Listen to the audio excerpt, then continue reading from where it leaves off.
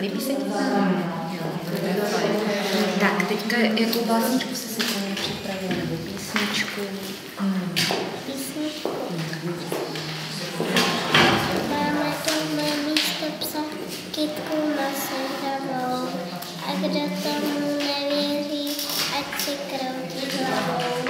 Jsme 3 párky k obědu, je to kytka cvalík. A že štěká jako pes, říkáme jí Alík. No, perfektně. Bylo krásně. Kde jsi to naučil? Ve školce. Ve školce. Když to bylo nádherný. Takže výslovnost má dobrou. Nemusíte, ani nechodíte nikam, nebyste chodili. Takže úplně perfektní. Všechno dobře vyslovuje. Tak a teďka my podíváme se na lodičku. Sklidně se vyslíká.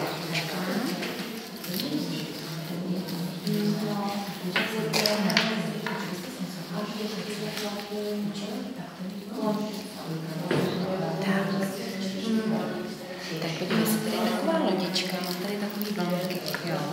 Jenže mají ty vlnky, nejsou dokreslené úplně až dolů, chybí. Tak si najdi nějakou verzi hezkou barvičku, která se ti líbí. Šráme jako barvičku. Fialovou, ale mám ráda také zelenou. Zelenou, dobře. Takže podívej, ještě moment, jo.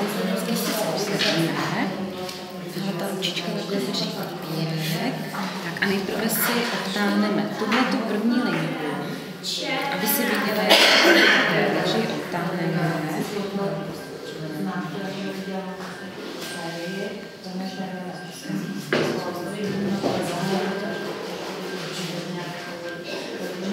Malinko ještě ten paleček.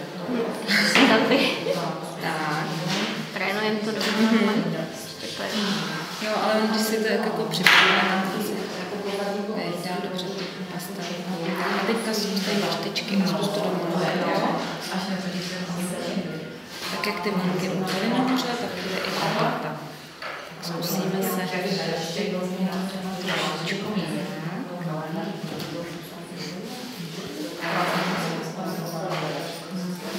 perfektní. A ještě jednu, bez těch toček tady. 1, 2, 3.